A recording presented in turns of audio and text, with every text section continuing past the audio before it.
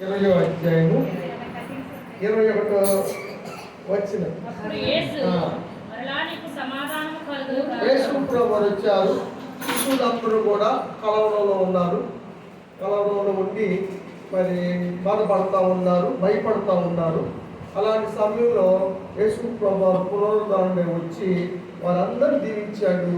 సమాధానం కలుగునుగా. కానీ ఈ రాత్రి వచ్చిన మనందరికి దేవుడు సమాధానాన్ని అనుగ్రహించునుగా.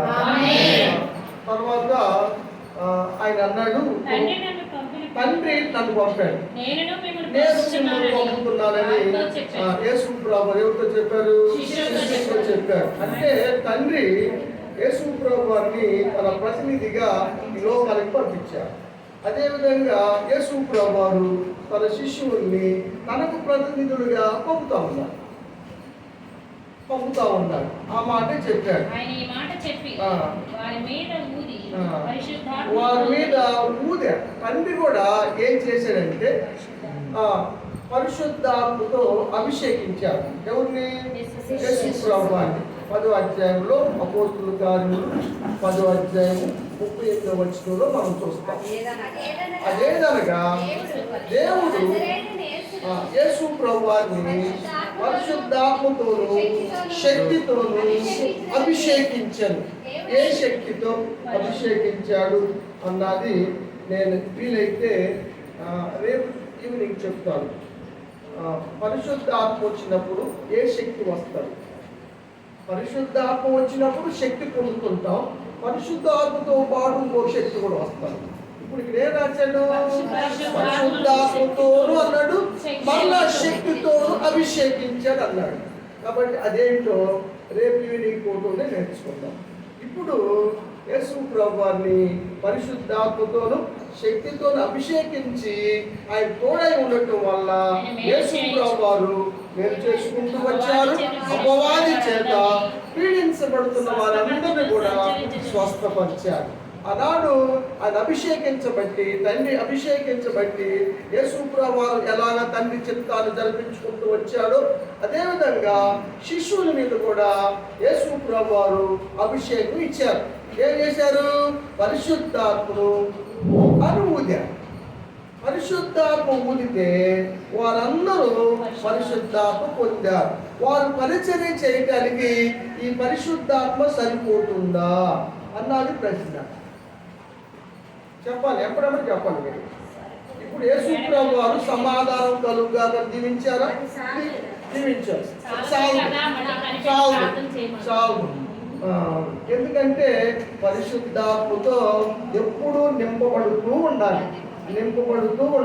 ఇంకా పరిశుద్ధాత్మలో బాప్టిజం కూడా పొందాలి. ఈ రెండు కార్యాలు జరగాలి. అందుకని యేసు ప్రభువు వారు ఏం చెప్పారంటే 24వ అధ్యాయం లూకాసు వార్తలో, లూకాసు వార్త 24వ అధ్యాయము 49వ వచనం. ఇదిగో నా తండ్రి వాగ్దానం చేశాడు.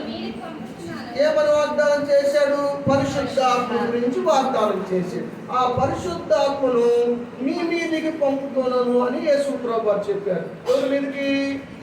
శిష్యుల మీదకి పంపుతానని యేసు ప్రభువు శిష్యులతో చెప్పారు. పైనుంచి శక్తి వచ్చేంత వరకు మీరు అక్కడే నిలిచి ఉండమన్నాడు. ఎందుకని? పైనుంచి శక్తి పొందేదాకా కూడా మీరు అక్కడే ఉండాలి అన్నాడు. ఎందుకని? శక్తి పొందాలి. శక్తి ఎందుకు పొందాలి? సాక్షులుగా నిలవాలి. ఎక్కడ సాక్షులుగా నిలవాలి? యూదయ, సమరయ, గలిలయ, భూదిగంతముల వరకు కూడా సాక్షులుగా నిలవాలి. కాబట్టి సాక్షులుగా నిలవాలంటే శక్తి కావాలి. ఆ శక్తి ఎవరు ఇస్తారు? పరిశుద్ధాత్ముడు ఇస్తాడు. అందుకని పైనుంచి మీరు శక్తి పొందే వరకు అక్కడ నిలిచి ఉండమని యేసు ప్రభువు చెప్పారు. మళ్ళీ ఇంకో మాట కూడా చెప్పారు. లూకాసు వార్తలు అపోస్తుల కార్యము 2 రాసింది ఎవరు? లూకా గారు. చదువు. 1వ అధ్యాయం 5వ వచనం. యోహాను నీళ్లతో బాప్తిసం ఇచ్చాడు కానీ కొన్ని దినాల్లో ఇంకా కొద్ది రోజుల్లో మీరు పరిశుద్ధ పరిశుద్ధాత్మలో బాప్తిసం పొందుతారు అని చెప్పారు యేసు ప్రభు. అంటే ఇంకప్పటికి వాళ్ళు ఏమని పొందలేదు, పరిశుద్ధాత్మలో బాప్తిసం పొందలేదు. ఇంకా కొద్ది దినాల్లో పొందుతారని యేసు ప్రభు చెప్పారు. ఇంకా 8వ వచనానికి వచ్చినాక వారు చెప్పారు. వెళ్ళబోయే ముందు ఏం చెప్పారంటే, పరిశుద్ధాత్మ మీ మీదకి వచ్చినప్పుడు మీరు శక్తి పొందుతారు. కాబట్టి ఆ శక్తి పొందటం వల్ల ఏం జరిగింది, మీరు యెరూషలేములోను యూదయలోను సమరయలోను దేశములోను భూదిగంతముల వరకు నాకు సాక్షులుగా నిలవాలి. కాబట్టి వారు ఆత్మతో పొందారు కాబట్టి, ఆత్మలో బాప్తిసం పొందారు కాబట్టి, ఆత్మలో నింపబడ్డారు కాబట్టి వారందరూ అన్ని చోట్ల సాక్షులుగా నిలిచారు. ఆఖరికి మన దగ్గర కూడా తోమాగారు వచ్చారు కదా. వీళ్ళందరూ కూడా మేడ గదిలో ఉన్నారు. యేసు ప్రభు వారు ఇక పరలోకానికి ఆరోహమయ్యాడు. వీళ్ళందరిని ఆశ్రయించాడు. వీళ్ళు చూస్తూ ఉండగానే మేఘం వచ్చింది, కొనిపోయింది. అప్పుడు వీళ్ళందరూ అడిగారు, దేవదూత వచ్చి అన్నారు, మీరేంటి చూస్తున్నారు? ఆయన ఏ రీతిగా వెళ్ళాడో ఆ రీతిగానే వాళ్ళు వస్తాడు అని చెప్పి పంపించినప్పుడు వీళ్ళు వచ్చి మేడగదిలో కూర్చొని ఎడతెగక ఏక మనసుతో ప్రార్థన చేస్తా ఉన్నారు, కనిపెడతా ఉన్నారు. దేనికోసం? పరిశుద్ధాత్మ కోసం. అప్పుడు అకస్మాత్తుగా పెంతెకోస్తు రోజు, పెంతెకోస్తు అంటే 50వ రోజు అని అర్థం. 50వ రోజు ఎప్పటి నుంచి 50వ రోజు? పస్కా కాడ నుంచి 50వ రోజు. యేసు ప్రభు వారు సిలువ వేయబడిన కాడ నుంచి 50వ రోజు. అంటే 40 రోజులు ఆయన భూమి మీద ఉంటారు. వెళ్ళిపోయిన 10 రోజులకి 50వ రోజు పరిశుద్ధాత్ముడు పరలోకం నుంచి భూమి దిగి వచ్చాడు. ఆకాశములో అకస్మాత్తుగా పెద్ద గాలి వంటి శబ్దం వచ్చేసింది. అప్పుడు దాదాపుగా 120 మంది ఉన్నారు మేడగదిలో. అందులో మరియమ్మ గారు ఉన్నారు కదా, వాళ్ళందరూ ఉన్నారు. స్త్రీలు ఉన్నారు, యేసు ప్రభువు శిష్యులు ఉన్నారు, యేసు ప్రభువు సహోదరులు అంతకుముందు నమ్మలేదు కానీ ఈ మేడగదిలో మాత్రం వచ్చారు. ఇప్పుడు యాకోబు పత్రిక రాసిన ఆయన ఉన్నారు, యాకోబు గారు కూడా అక్కడే ఉన్నాడు. కాబట్టి వాళ్ళందరూ కూడా ఆత్మతో నింపబడ్డారు. పరిశుద్ధాత్మ అగ్ని జ్వాలలుగా ఒక్కొక్కరి మీదకి విభాగించి వాలటం ద్వారా వారందరూ కూడా ఆత్మతో నింపబడ్డారు. అంటే యేసు ప్రభు వారు ఏదైతే చెప్పారో అది నెరవేరింది. యేసు ప్రభు పరిశుద్ధాత్మ పంపింది ఎవరు? యేసు ప్రభు వారు. వాగ్దానం చేసింది తండ్రి, పంపించింది మాత్రం యేసు ప్రభు వారు పంపించారు. మీరు పరిశుద్ధాత్మలో బాప్తిసం పొందుతారు, పరిశుద్ధాత్మ మీకు శక్తిని ఇస్తుంది అని చెప్పినట్టుగానే ఇక్కడ పరిశుద్ధాత్ముడు వారికి శక్తినిచ్చాడు. ఏ శక్తినిచ్చాడు? శక్తి ఒకటే. ఇప్పుడు పవర్ అంటాం, కరెంటు ఒకటే. అది ఫ్యాన్లోకి వెళ్తే తిరుగుతుంది, లైట్లోకి వస్తే వెలుగుతుంది, అదే వాషింగ్ మిషన్లోకి వెళ్తే అది తిరుగుతుంది. ఆ విధంగా శక్తి ఒకటే. అదేవిధంగా శక్తి పొందుకున్నప్పుడు ఆ పనిని బట్టి శక్తిని అనుగ్రహిస్తూ ఉంటాడు. ఇక్కడ ఏ శక్తి కావాలి వచ్చిన వాళ్ళకి? వాక్ శక్తి. వాక్ శక్తి ఎందుకు కావాలి? వాళ్ళు సాక్షులుగా నిలవాలి. యేసు ప్రభు వారికి వారు సాక్షులుగా నిలవాలి కాబట్టి అందుకని వాక్ శక్తి ఇచ్చింది. అక్కడ ఉన్న వాళ్ళు 17 దేశ ప్రజలు వారి వారి భాషల్లో మాట్లాడుతూ విని వారు ఆశ్చర్యపడ్డారు. అరే ఏంటి వీళ్ళు మన దేశం భాష మాట్లాడుతున్నారని కలవరపడ్డారు. ఒకవేళ ఏమన్నా వారు తాగొచ్చారేమంటే పొద్దు కూడా ఇంక పొద్దు ఇంకా జాము కూడా కాలేదు, ఎలా తాగుతారు?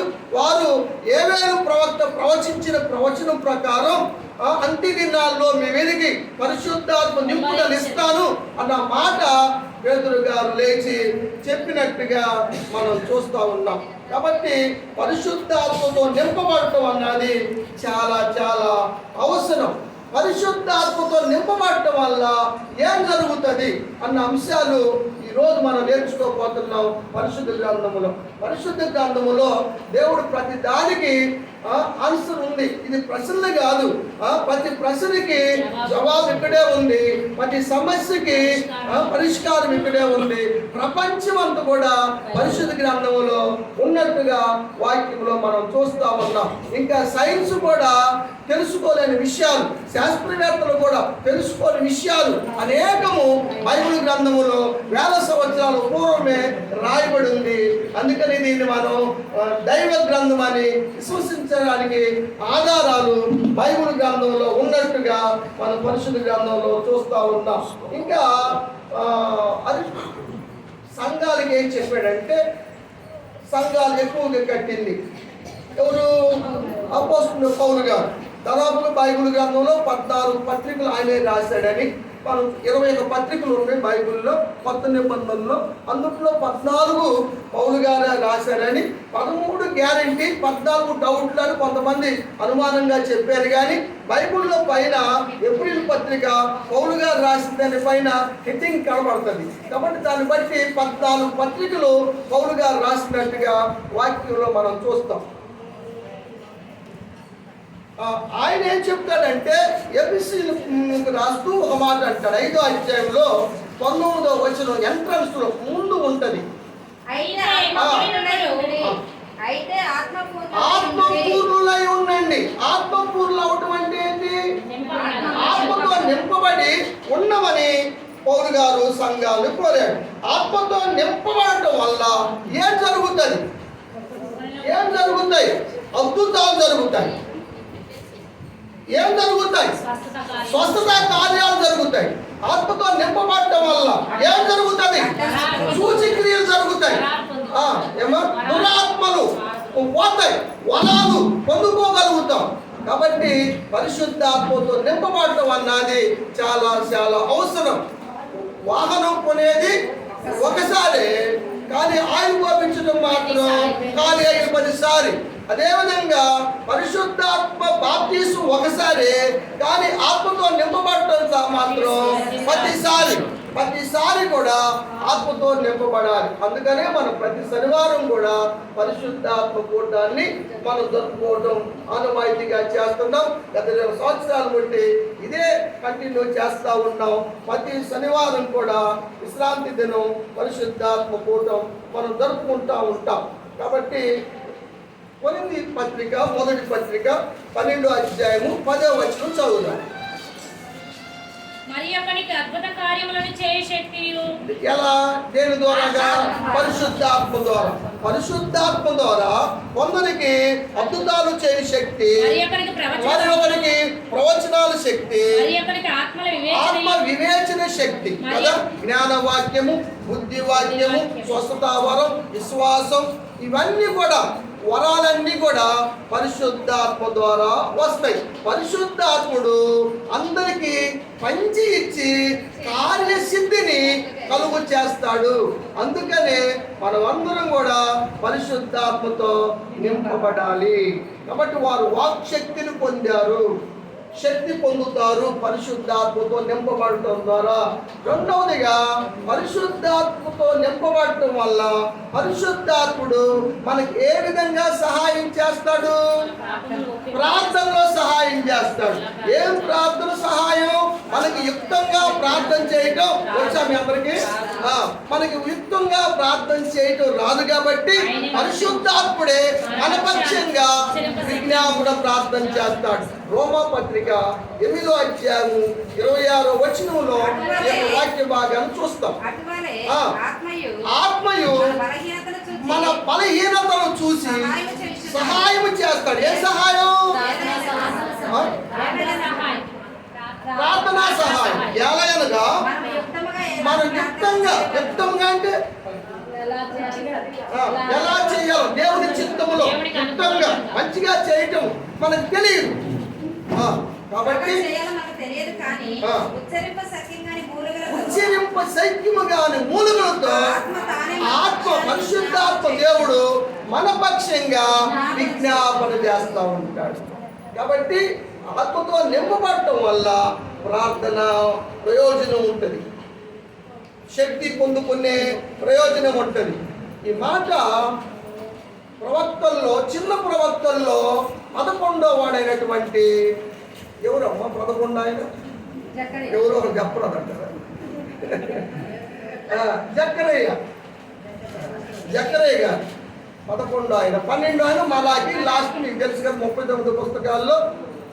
కాబట్టి జక్కరయ్య ద్వారాగా దేవుడు ప్రవచనం ఒకటి చెప్పారు. 12వ అధ్యాయము 10వ వచనం. దావీదు సంతతి వారి మీదను యెరూషలేము నివాసులందరి మీదను కరుణనందించు దేవుడు మన సంతానంపై కరుణనందించు ఆత్మను, విజ్ఞాపన చేయు ఆత్మను నేను కుమ్మరించదనని వాగ్దానం చేశాడు.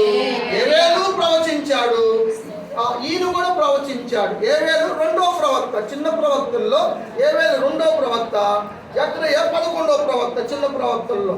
5 పెద్ద ప్రవక్తలు మనకు తెలుసు, 12 మంది చిన్న ప్రవక్తలు మనకు తెలుసు.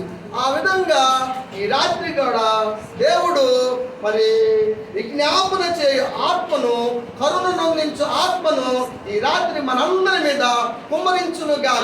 దేవుని ఆత్మ కుమ్మరించబడుతుంది, అందువల్ల వరాలు వస్తాయి. పౌలు గారు ఒకప్పుడు సౌలుగా ఉన్న సమయంలో ఆత్మ నింపుదల లేని వాడిగా ఉన్నాడు. సౌలు పౌలుగా మారిన తర్వాత ఆత్మ నింపుదల కలిగింది. ఆ విషయాలు రేపు సాయంత్రం చెప్తాను. ఎందుకంటే ఆయన ఎప్పుడు పొందుకున్నాడు, ఆత్మ నింపుదల ఎప్పుడు వచ్చింది, ఎవరు వచ్చి అభిషేకం ఇచ్చారు, ఎవరు చూపించారు, అది మన టైమే కదా. ఆ తర్వాత కూడా మనకు చాలా కార్యక్రమం ఉంది కాబట్టి చాలా క్లుప్తంగా ముగించడానికి నేను ప్రయత్నం చేస్తా ఉన్నా. తర్వాత మనకు ఆరాధన జరగాలి, పరిశుద్ధాత్మ నింపుదల మనకు కావాలి. కాబట్టి పౌలు గారు ఆత్మతో నింపబడిన తర్వాత ఏం చేశాడు, దేవుడు ఏం చేపించాడు పౌలు గారు అంటే 19వ అధ్యాయం అపోస్తలుల కార్యములు 11వ వచనం. దేవుడు పౌలు చేత విశేషమైన అద్భుతాలు చేయించాడు. ఎలా చేయగలిగాడు? ఆత్మ నింపుదల ద్వారా.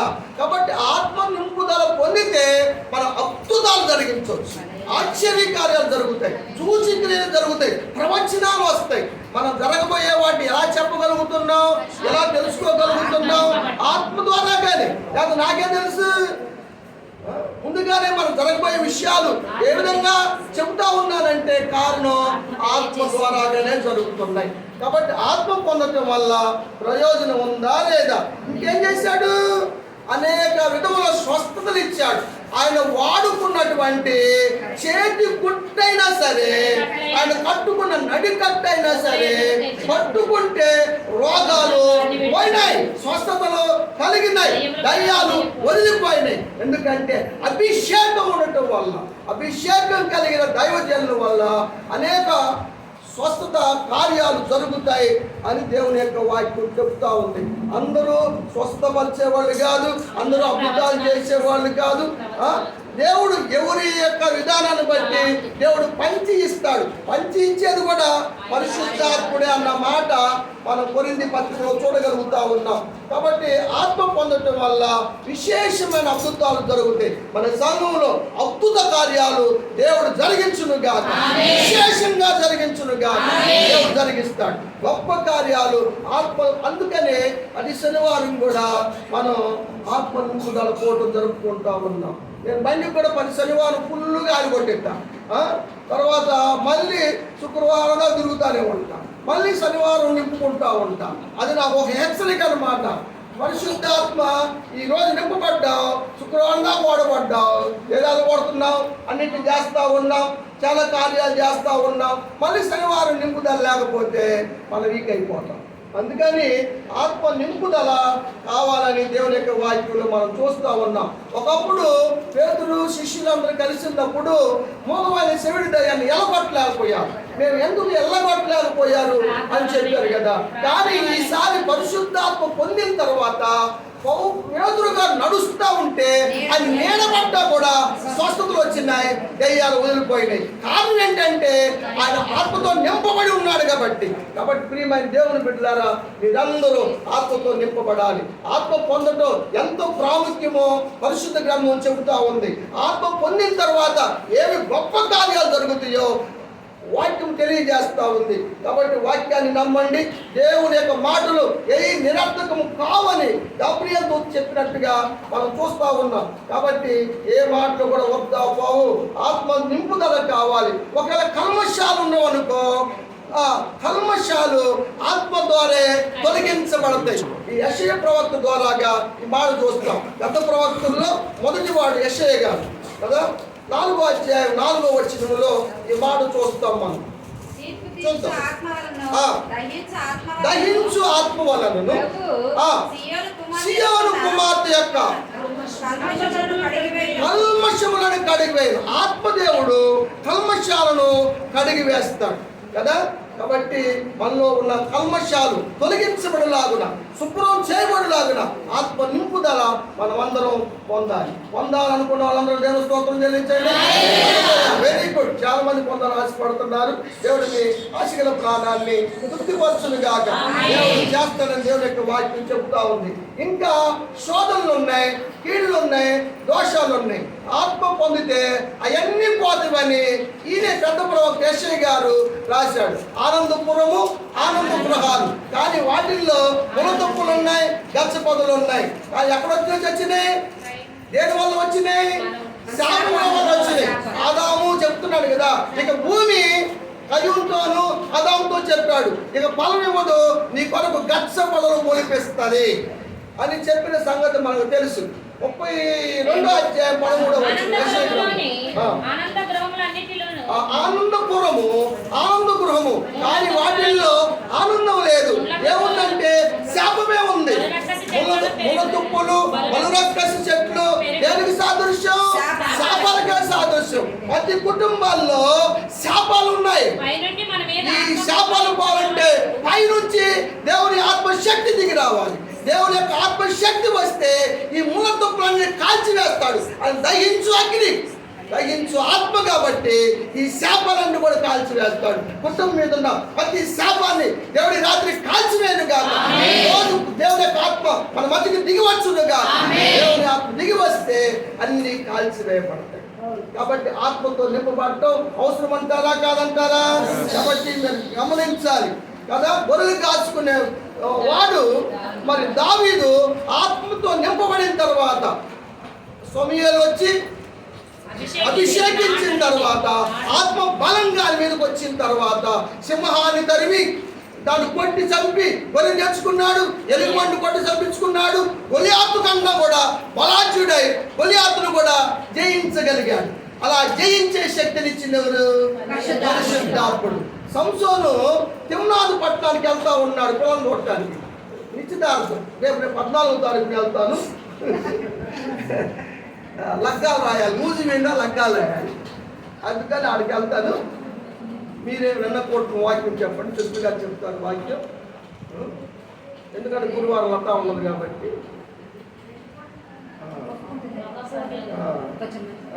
సాధ్యమైనంత వరకు రావడానికి ప్రయత్నం చేస్తా సాయంత్రం. ఎందుకంటే అక్కడ మరి దూరం కదా, రోజు వీడి నుంచి రావాలి. సాయంత్రం పూటానికి మాత్రం గ్యారెంటీకి వస్తా. ఉదయం పూటం మాత్రం మీరు జరుపుకోండి. మనం ఉదయం సాయంత్రం మన పూటాలు మిస్ కాకూడదు. ఎన్ని పనులు వచ్చినా అసలు 16వ తారీఖున వాళ్ళు పెట్టుకున్నారు ప్రోగ్రాం. నేను పోయి మరి మాట్లాడి మాకు తైలాభిషేక్ పూట ఉందమ్మా 16వ తారీఖు పరిశుద్ధాత్మ పూటలో నేను బయటికి వెళ్ళను అని చెప్తే మరి మాట్లాడతామన్నారు. ఈ మధ్యలో మాట్లాడతాం దాని గురించి.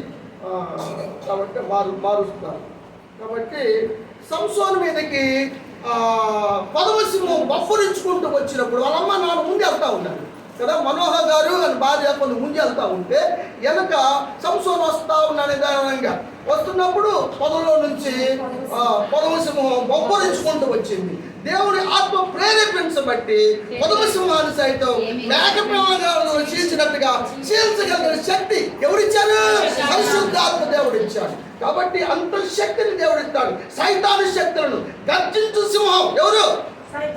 పేతురుగా రాశాడు కదా, గర్జించు సింహం ఎవరిని మింగుదును అని తిరుగుతూ ఉన్నాడు. దాన్ని చీల్చడానికైనా సరే శక్తి పరిశుద్ధాత్మ దేవుడు ఇస్తాడు. దయ్యపు శక్తులను తరివేసే శక్తి పరిశుద్ధాత్ముడే ఇస్తాడు. సౌలు మీదకి దురాత్మ వచ్చినప్పుడు దావీదు వచ్చి సితార వాయిస్తే దేవుని శక్తి దిగి రావటం వల్ల వీడు పారిపోయేవాడు, వాడు శాప తీరేవాడు. కాబట్టి దేవుని ఆత్మ పొందడం వల్ల మనకు ఎంత క్షేమం కలుగుతుందో, వాక్యం ఎన్ని ప్రయోజనాలు ఉన్నాయో దేవుడు మన కోసం ముందుగా రాయించి పెట్టినటువంటి మాటలు మనం చూస్తూ ఉన్నాం. పిరిగివాడిగా ఉండి గోధుమలు పులగొట్టుకున్నటువంటి గిద్యోనుతో మాట్లాడి బలపరిచి మిథ్యాలను జయించడానికి శక్తినిచ్చింది ఎవరు? పరిశుద్ధాత్మ దేవుడు. గిద్యోన్ని పరిశుద్ధాత్మ ఆవేశించడం వల్ల ఆయన జయ జీవితాన్ని పొందినట్టుగా మనం చూస్తూ ఉన్నాం. కాబట్టి ఎగ్జామ్స్ రాసే పిల్లలందరికీ కూడా దేవుని ఆత్మ దిగి వచ్చును కాక, అందరూ కూడా పాస్ అవడానికి. ఉదయకాల సమయంలో చాలా మంది రాలేదు, కానీ కొంతమంది వచ్చారు. అయితే అక్కడ వాక్యం ఏమిటంటే గెలుపుకు మార్గం. దేవిధంగా మనం గెలవగలం. వాక్యం ఏం చెబుతుంది? గెలిచే విషయాల్లో వాక్యం ఏమి బోధిస్తుందో మనకి. మనం దేనికన్నా మార్గం ఏంటి? ఆదర్శం ఏంటి? వాక్యమే. వాక్యమే కదా. జయం పొందే మార్గం. జయం గారికి దగ్గరికి వెళ్ళే మార్గం కూడా జయం పొందే మార్గాన్ని మనం నేర్చుకున్నాం కదా. ఆ విధంగా శోధన జయించాలన్నా కూడా కదా పరిశుద్ధాత్మ నింపుదల కావాలి. ఇంకా దీర్ఘాయుష్ కావాలన్నా కూడా దేవుని యొక్క ఆత్మ నింపుదల కావాలి. ఇది ఎక్కడ నేను చూడలేదంటారు మీరు. యెహోషువ గారు ఒక మాట చెప్పాడు. మోషే దేవుణ్ణి అడిగాడు, ప్రభువా మరి నా తర్వాత నాయకుడిని ఒకటి ఏర్పాటు చేయమంటే మోషేకి దేవుడు చెప్పాడు ఒక మాట. అదేంటో చూద్దామండి. సంఖ్యాకాండంలో ఒక మాట చూద్దాం. 27వ అధ్యాయం 18వ వచనం. సంఖ్యాకాండం 4వ పుస్తకం. యెహోవా మోషేతో ఇట్లనెను, నూను కుమారుడైన యెహోషువ ఆత్మను పొందినవాడు. యెహోషువ ఏం పొందినవాడు? ఆత్మ పొందుకున్నాడు అని దేవుడు చెప్పాడు. ఆత్మ పొందుకున్నాడు కాబట్టి ఎన్ని సంవత్సరాలు బ్రతికాడు? దావీదు కూడా ఆత్మ పొందుకున్నాడు కాబట్టి ఎన్ని సంవత్సరాలు బ్రతికాడు? సౌలు కూడా బతికేవాడు, కానీ మధ్యలో పోగొట్టుకున్నాడు. అందుకనే మధ్యలోనే అర్ధాంతంగా జీవితం ముగిసిపోయింది. కానీ దావీదు వృద్ధాప్యం దాకా బతికాడు. యెహోషువ కూడా వృద్ధాప్యం దాకా బతికాడు కదా. కనాను దేశానికి చేర్చిన వాడు ఎవరంటే యెహోషువే. లక్షల మంది జనాభాల్లో ఆ పాత తరంలో వెళ్ళిన వాళ్ళు లింగులిటికి అంటారా? యెహోషువను కాలేబు ఇద్దరే వెళ్ళారు, ప్రవేశించారు. యెహోషువ ఎన్నాళ్ళు బతికాడు? చెప్పండి రా తల్లే. వాక్యం నేర్చుకొని ఇంకా మీరు అటు ఇటు చూచారు. 110 సంవత్సరాలు బతికాడు. యెహోషువ 110 సంవత్సరాలు బతికాడు. 24వ అధ్యాయం యెహోషువ గ్రంథం చూడండి. మీకు ఆధారాలు కావాలి కదా. 29వ వచనం.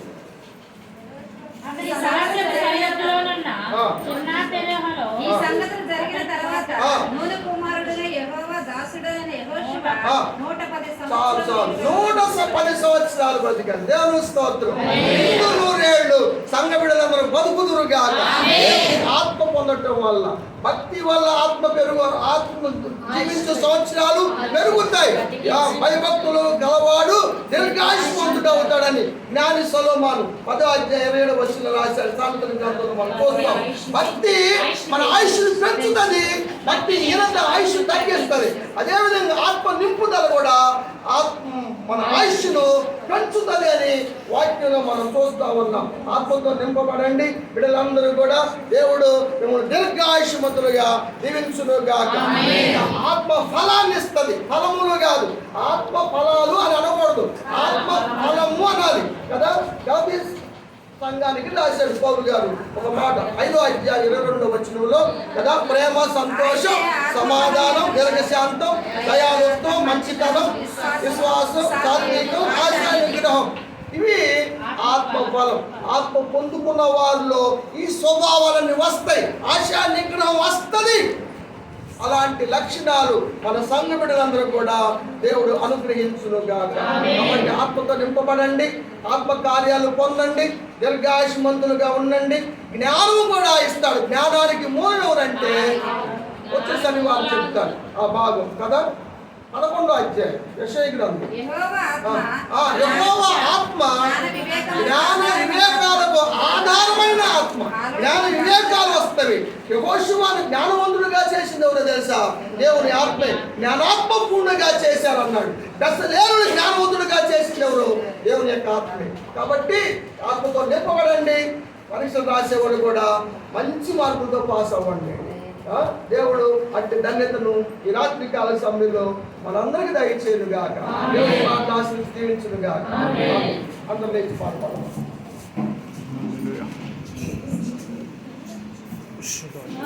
ఆకాశమందు ఆసీనుడా, నీ వైపు కనులెత్తుచున్నాను. ఆకాశమందు ఆసీనుడా, నీ వైపు కనులెత్తుచున్నాను.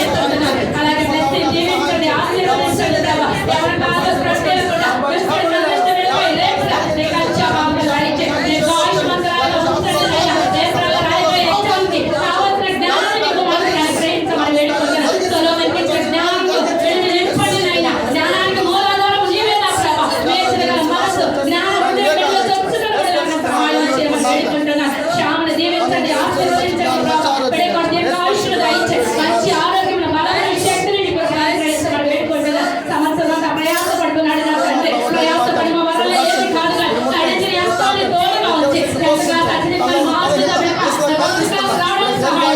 ప్రైజ్ డిపార్ట్మెంట్ మన కాలేజీలో చేరడానికి తన భవిష్యత్తు గురించి సహాయం దయచేయమని వేడుకుంటున్నాను. అలాగే నా తండ్రి కిషోర్ బాబు గారిని అక్కడ జ్ఞాపకం చేసుకోండి. మరి ఏర్పడిన మంచి ఆరోగ్యం బలమైన శక్తి దయచేసి తలయంతులను విడిపించండి నాయన. వారి కష్టాలను కూడా దీవించండి, ఆశీర్వదించండి. కుటుంబ పెద్దలైన అత్తయ్య మామని దీవించండి. మరి ఏర్పడిన మంచి ఆరోగ్యం బలమైన శక్తి దీర్ఘాయుష్ను దయచేసి కుటుంబం చుట్టూ నీ కంచె కావడం దయచేసి నీ సమాధానాన్ని కుటుంబాన్ని అనుగ్రహించమని వేడుకుంటున్నాను.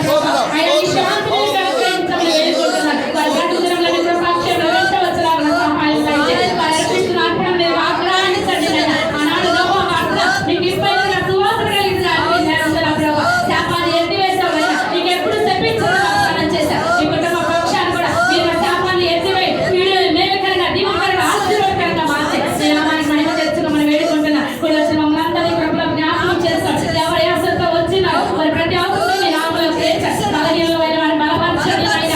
ఆర్థిక సమస్యలతో ఉన్న వారి ఆర్థిక సమస్యలు తీర్చారు. కుటుంబ భారాలను తొలగించండి నాయన. నీ సన్నిధికి రావడానికి ఉన్న ఆటంకాలు లయపరచండి. రక్షణ తీసుకుని లోకంలో బిడ్డలకు జ్ఞాపకం చేస్తారు. నీ వారి మనసుని వైపు తిప్పండి నా ప్రభు. నీ సన్నిధికి నడిపించండి. వాహనాలు నడుపుతున్న బిడ్డలు జ్ఞాపకం చేసుకోండి. యజమానులకు దీర్ఘాయుష్ను దయచేయండి. మా కుమారులకు దీర్ఘాయుష్మంతులుగా ఉన్న సహాయం దయచేయండి. మా తరతరముల పిల్లలు నీ సన్నిధిలో దీర్ఘాయుష్మంతులుగా ఉండి నిన్ను స్తుతించే భాగ్యాన్ని అనుగ్రహించమని కేవలం మా కుటుంబాల ద్వారా నీ నామానికి మహిమ ఘనత ప్రభావాలు తెచ్చుకోమని సేవకుల కుటుంబాలు కూడా దీవించి ఆశీర్వదించమని నా ప్రియుడైన యేసుక్రీస్తు పరినామములో ప్రార్థించి అడిగి పెట్టుకొని పొందుకునే నామం తండ్రి ఆమేన్. ప్రార్థన చెప్తాం.